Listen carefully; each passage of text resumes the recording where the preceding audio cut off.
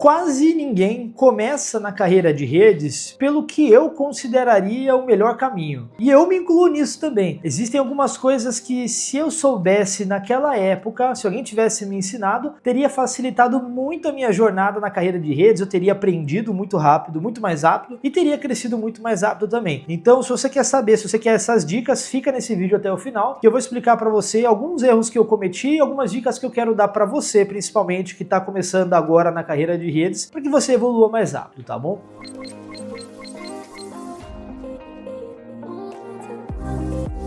Primeiramente, para quem não me conhece, me chamo Daniel D'Amito, sou o CEO e fundador da Sage Networks, sou graduado e pós-graduado em redes de computadores. Hoje eu sou especialista em anti-DDoS, mas a maior parte das coisas que eu sei hoje não foi na faculdade, não foi na pós-graduação que eu aprendi, e eu vou falar algumas dessas coisas para vocês. E bem direto ao ponto, a primeira dica que eu quero te dar é: entenda o básico antes de tudo. Não adianta você querer aprender BGP, ou SPF, ISIS, redes definidas por software, ou, por exemplo, qualquer outra tecnologia muito avançada, segment routing, por exemplo, que são coisas muito legais, muito importantes e muito avançadas, mas se você não souber muito bem a base de redes, você não vai conseguir evoluir tão bem na sua carreira. Então, aprenda o básico, como, por exemplo, o conceito de camadas OSI, qual a diferença entre a camada de rede e a camada de transporte, como é que o TCP e o UDP funciona, porque isso vai fazer com que você consiga aprender as outras coisas com muito mais profundidade. E uma dica que eu vou dar para vocês são esses livros aqui que eu tenho na minha estante. Esse daqui é do Tannenbaum, uma das principais bibliografias de redes, e esse outro livro aqui é do Kurose. O do Kurose, ele é um livro que ele é muito mais didático, e o Tannenbaum eu diria que é um livro um pouco mais científico. Ambos são ótimos. Eu aprendi muito, por exemplo, com o Kurose. Kurose foi onde eu aprendi, por exemplo, a diferença de TCP e UDP. Então, aprenda o básico de uma forma muito bem pavimentada, que isso vai te ajudar. A segunda dica é: não se importe muito com comandos. Eu lembro que quando eu estava fazendo a minha faculdade de redes, a gente se preocupava muito em aprender como fazer o SPF em Cisco, como configurar hostname de roteador, como configurar community SNMP, e essas coisas são importantes, mas vou ser bem sincero para você, a gente está em 2026, e hoje comando você pode anotar em qualquer lugar, e se você não tivesse anotação, você pode ver com a IA. O mais importante é você entender como funcionam as coisas e como fazer as coisas independente do comando. Até porque hoje, se você estiver usando um determinado fabricante, amanhã você pode usar outro e os comandos são totalmente diferentes. Terceira coisa, redes não são um fim, não é uma coisa que existe por si própria. O objetivo de uma rede é transportar dados, é garantir que uma aplicação, um site, vai funcionar com que esse vídeo chegue até você. Então, é incompleto se você aprender redes sem aprender o contexto onde aquela rede que você vai operar se aplica. Aquela rede é uma rede corporativa, é uma rede de provedor de internet. Para que a empresa ou a organização que mantém aquela rede quer que ela exista? Não adianta você, por exemplo, focar muito em segurança se o objetivo é disponibilidade. Claro que você tem que pensar em tudo, mas você tem que pensar no contexto, no porquê que aquela rede existe. Se ela existe para servir um usuário, se ela existe para interligar um site com outro determinado site. Então, entenda o contexto. Se, por exemplo, você estiver aprendendo o SPF, não adianta você fazer um roteamento entre dois roteadores sem entender para que aquilo serve. Eu lembro que teve uma matéria na faculdade que eu tive de roteamento, né? E me passaram um cenário assim que eram, acho que 30 roteadores, e eu tinha que configurar o SPF para todos eles funcionarem. E era uma rede muito grande. E só tinha dois endpoints, um de um lado, outro de outro, dois computadores, né? Era no Cisco Packet Tracer, eu tinha que fazer os dois se pingarem. Eu juro para vocês, eu fiz isso funcionar. E eu saí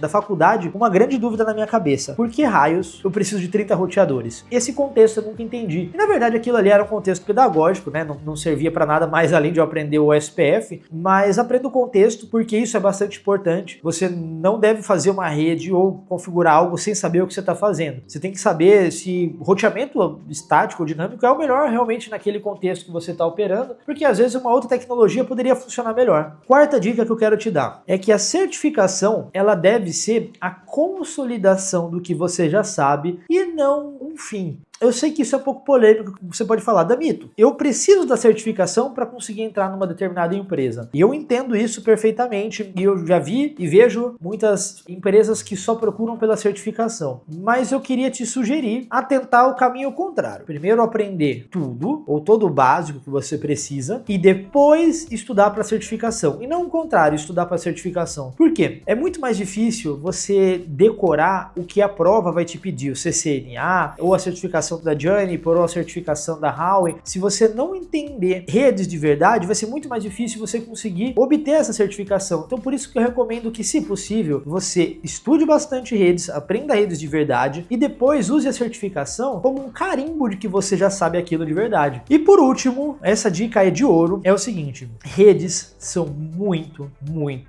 dinâmicas e elas se atualizam toda hora surge um novo conceito, um novo protocolo, e se você estudar com materiais e conteúdos muito antigos, isso pode te atrapalhar. Existem algumas bases que elas não vão mudar muito, como por exemplo o conceito de subrede, de máscara de rede em IPv4, mas existem outras coisas que são muito atualizadas e são atualizadas com uma velocidade muito rápida. Por exemplo, quando eu comecei a estudar redes, não se falava, eu não sei nem se existia RPKI, mas hoje a RPKI é uma coisa muito importante, todo mundo que trabalha com internet precisa saber desse assunto. MPLS era uma coisa que se falava e hoje a MPLS virou um básico e agora a gente tem segment routing, por exemplo, também. Então estude sempre com materiais atualizados, evite materiais muito antigos, exceto para base, né, como o TCP funciona, como o DP funciona. E para você sempre se manter atualizado, eu quero te recomendar algumas coisas. Primeiro, obviamente, siga a Sage nas redes sociais, a gente sempre lança conteúdos de redes muito importantes, então aqui vai ser um ótimo lugar para você aprender, mas também tem outros produtores de conteúdos muito bons.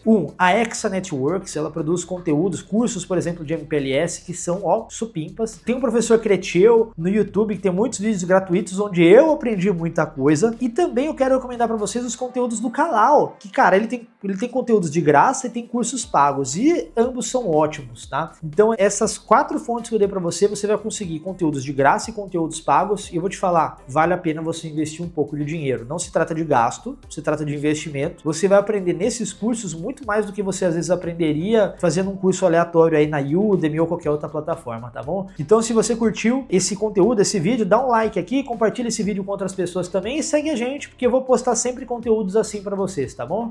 Abraço e até mais!